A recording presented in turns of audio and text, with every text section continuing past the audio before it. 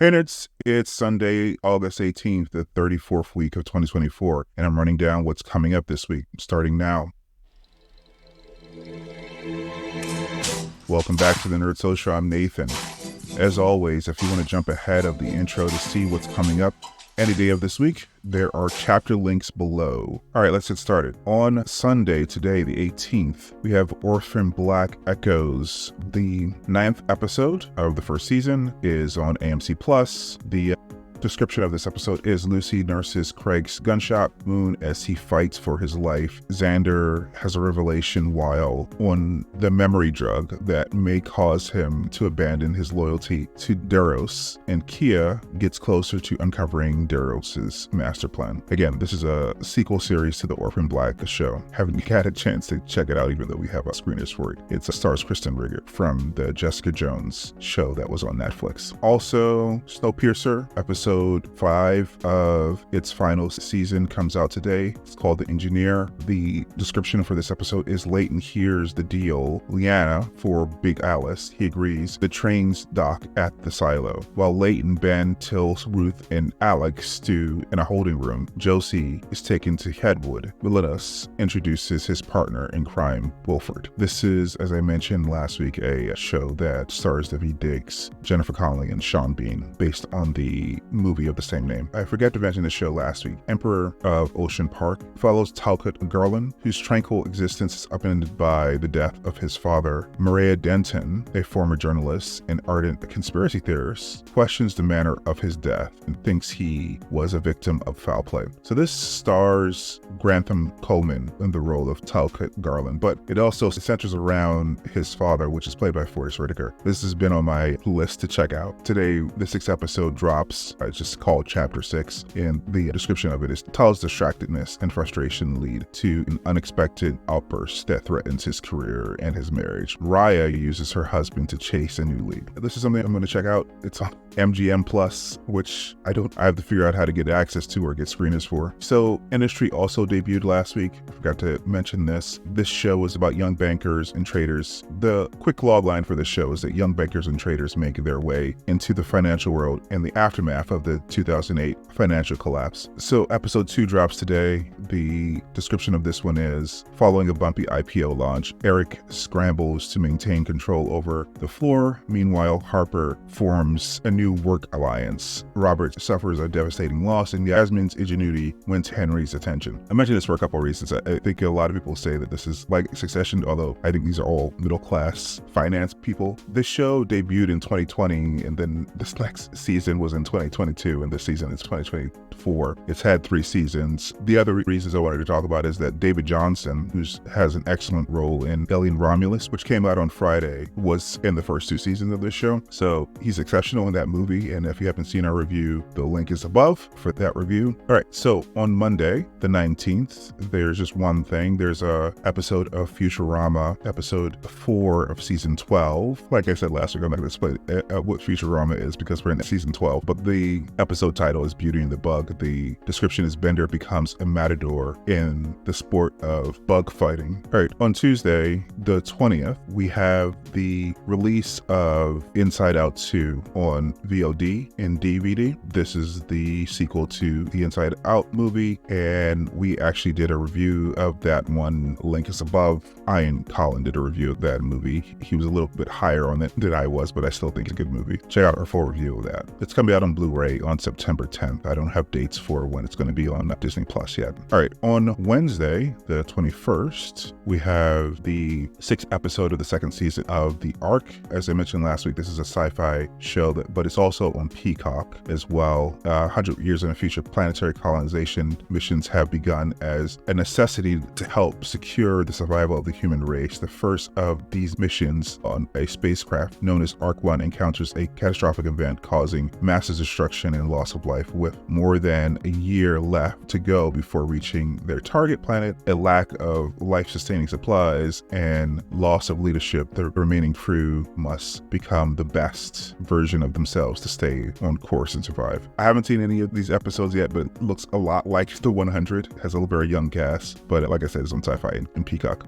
The 8th episode of Sunny on Apple TV Plus is also out. The episode is called Trash or Not Trash. There are 10 episodes in this season. This is episode 8, like I said. The description of this one is, in the past, Masa slowly emerges from Hikimori. It stars Rashida Jones. The show Time Bandit has episode 9 and 10 this week. I think last week I said this show is like the Goonies. I think I misspoke there. It seems more like the never-ending story. So I think the log line for the show in general is a comedic journey through time and space of a ragtag group of thieves and their newest recruit, an 11-year-old history nerd. As I mentioned last week, this show has Lisa Kudrow and Taika Waititi in it. The last 2 episodes of the season drop on Wednesday. Women in Blue has its 4th episode of its first season. The shorter logline for this one is 4 women defy ultra-conservative norms and join Mexico's first female police force, only to discover that it's a publicity stunt to distract the media from a serial hugger. As the body count grows, they make a pact to bring the hugger to justice. So the description for this episode is, Remedia gets pulled into the investigation as the Azulas uncover a clue that may reveal the undresser's identity. Okay. And Bad Monkey. I actually started to watch this last week. It wasn't too bad. This is a Vince Vaughn show. The 3rd episode, its title is Nobody Said He Was Alvin Einstein. The description is, Yancy and Rosa continue to search for more information about Nick. Catelyn confronts Eve, leading to a shocking revelation. Finally, on Wednesday, there is a bit of a B movie coming out called Stream.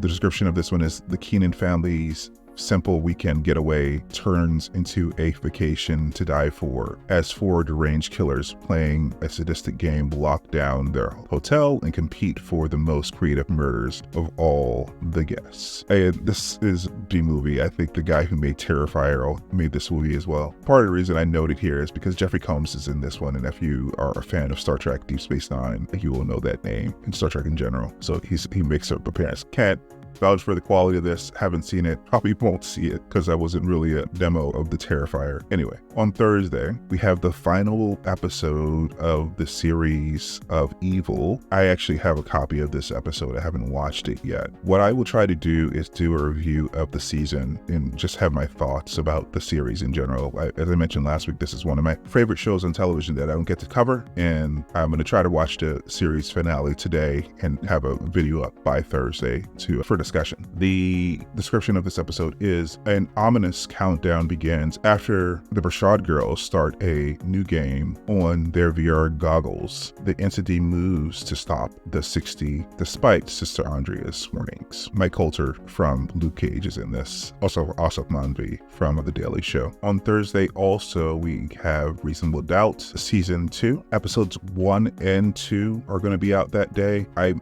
going to try to get screeners for it because it seems interesting. The description of the show in general is you'll judge Jack Stewart for her questionable ethics and wild interpretations of the law until you're the one in trouble. You'll see her for what she is, the most brilliant and fearless defense attorney in Los Angeles who bucks the justice system at every chance she gets. I think this is part of Hulu's Onyx collection. The description of the first episode is, after receiving terrible news from a close friend, Jack Stewart returns to work sooner than she expected, causing her to feel pressure from work, her friends, and Lewis. I'm not going to read the description of the second episode since they're dropping both of them on the same day. Like I said, if I can get some screeners, I'm going to at least check it out to see if we should cover it. On Friday, we have episode 7 of Lady in the Lake. I'm going to read a shorter description. I read the longer description last week. In 1960s Baltimore, a determined housewife, Natalie Portman, reinvents her life as an investigative journalist, leading her to examine the mysterious passing and identity of a young Black woman, Moses Ingram, the town has seemingly forgotten. Moses Ingram is also in the Obi-Wan show.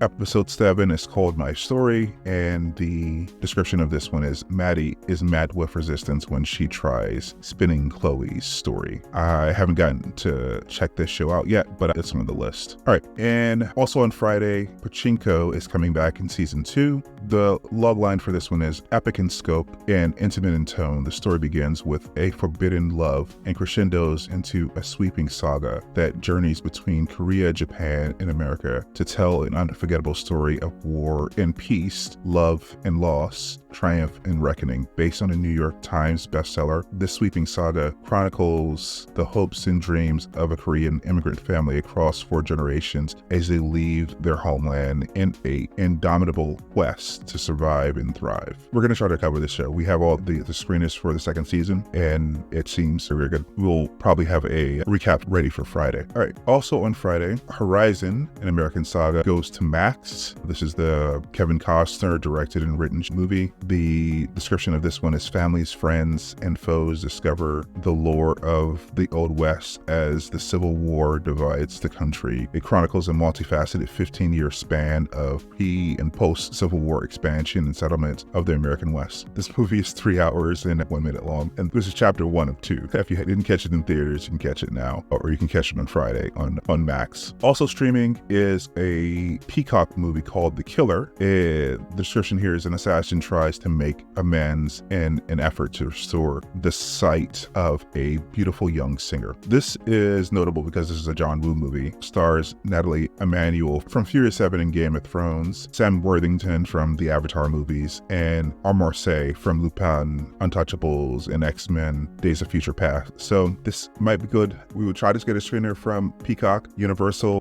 is always a little difficult to get screeners and also press screenings for, so I will try. All right, on Netflix we have the movie called Incoming. 4 freshmen navigate the terrors of adolescence at their first ever high school party. This is written and directed by Dave Sherman and John Sherman, who are known for our It's Always Sunny in Philadelphia. This looks like it could be funny. I'm going to try to get screeners for this, and if we can, we will review it like we did The Union last week on Netflix. On Hulu, there is a movie coming out called The Supremes at Earl's All You Can Eat. Description for this one is 3 best friends who call themselves the Supremes have experienced life together through the good and the bad and are now finding their friendship tested. This is directed by Tina Mabry, who's known for Mississippi Dam, Queen Sugar, and Queen of the South. And the writer is Gina Prince Bythewood, who is known for Love and Basketball, Beyond the Lights,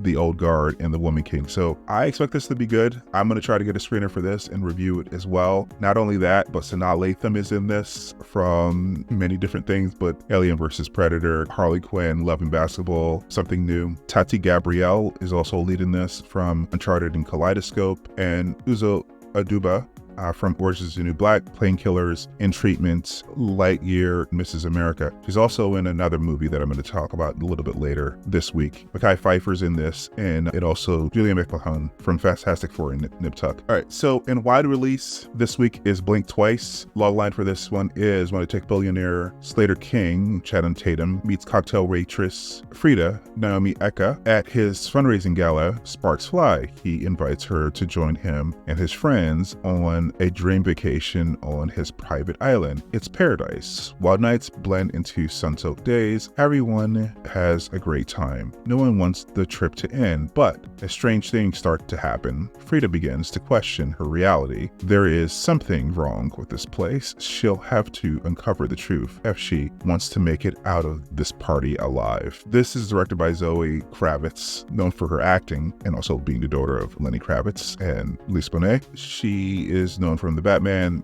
Mad Max, Fury Road, and Kimi, which was a pretty good movie on Max. This is written by Kravitz and E.T. Feinberg, who also wrote on High Fidelity, and she's also the lead on that show. As I said, Naomi Eka is in this movie, Channing Tatum, and Alia Shawkat from Arrested Development. I saw this movie last week. It is wild. I will have a review of this up soon, so stay tuned for that. Also on ride release this week is The Crow. The logline for this one is Soulmates parents, Eric and Shelley, are brutally murdered when the demons of her dark past catch up with them. Given the chance to save his true love by sacrificing himself, Eric sets out to seek merciless revenge on their killers, traversing the worlds of the living and the dead to put the wrong things right. So I reached out to Lionsgate to see this movie last week, and I couldn't get a screening for it, so I don't know if that says anything about their confidence in the movie, but this stars Bill Skarsgård as the Crow and F.K. Twigs, the singer, as his love interest Shelley. All right, so there are a couple movies in less wide release, but first, Between the Temples. The logline for this one is: a cancer in a crisis of faith finds his world turned upside down when his grade school music teacher re-enters his life as his new adult bar mitzvah student. So for some cultural context, a cantor is usually the person who leads singing at temple. At a Jewish temple, bar mitzvah is usually a ceremony that someone does in puberty. So this looks like a funny movie. I haven't gotten a screener for this yet, but if I do and it's worth reviewing, I will. The next one is Close Your Eyes. Set in contemporary Madrid, an aging filmmaker named Miguel Guerrero is called upon to recount his memories of working on his final and still unfinished film, The Female Gaze. During its production, the lead actor and Miguel's close friend Julio Arenas disappeared without a trace, leaving in his wake a mystery that would haunt the family, the lives of everyone associated with the film. Miguel never directed another project, instead living a quiet life as a writer by the coast. He remained reluctant to unravel the mystery surrounding Julio until approached by an investigative television program reviving the case decades later. With careful reflection, he reconnects with the film's crew, former lovers, and Julio's daughter, seeking closure for the disappearance and what it meant for all of their lives. It sounds interesting. I haven't got a screener for that yet. The next movie is Greedy People. The logline for this is: follows the residents of a small island town who must navigate a sensational murder and the discovery of $1 million.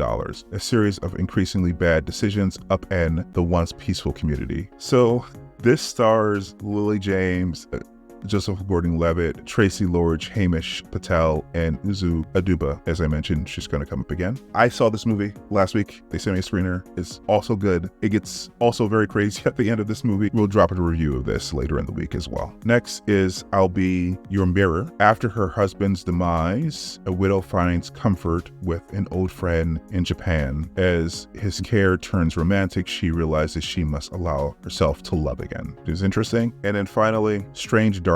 The logline here is: nothing is what it seems when a twisted one-night stand spirals into a serial killer's vicious murder spree. Also sounds interesting. All right, so that's it for this week. If you want us to cover any of the productions we aren't covering already, comment down below, and if we get enough requests, we'll try to work it into our schedule. If you found this video useful, be sure to like and share, and subscribe to make sure you don't miss our next update, analysis, reviews, or news coverage. See you in the next one. Bye, guys.